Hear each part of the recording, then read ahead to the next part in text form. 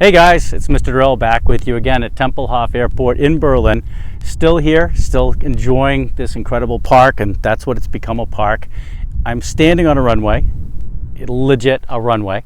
It's runway 09 or left.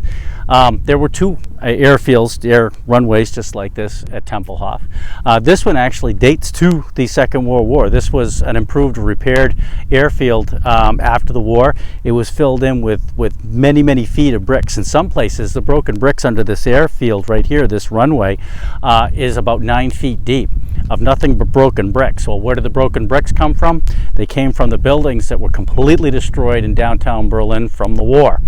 And so in order to speed up the cleaning process, they brought these broken bricks out here. They used them as a base, and then eventually they laid concrete over this thing, and it became the runway.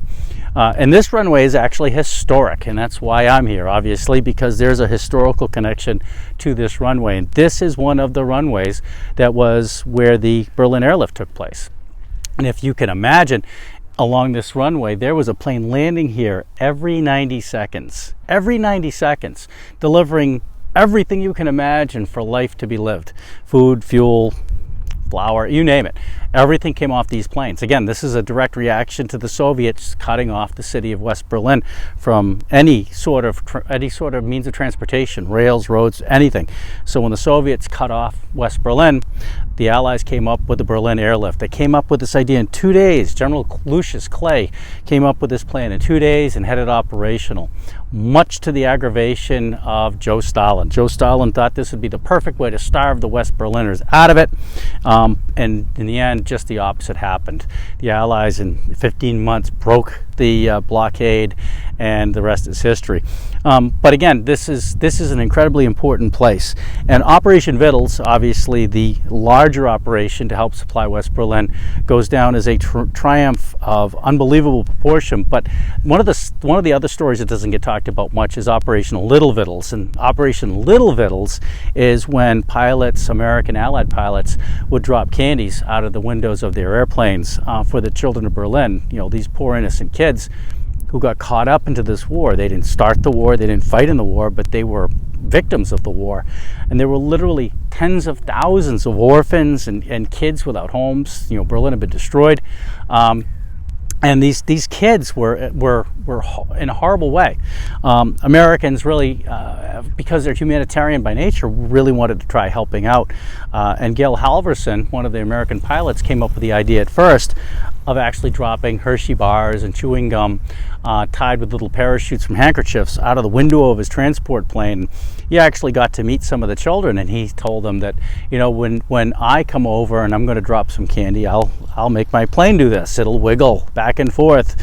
And the children kind of nicknamed him Uncle Wiggle Wings for this reason.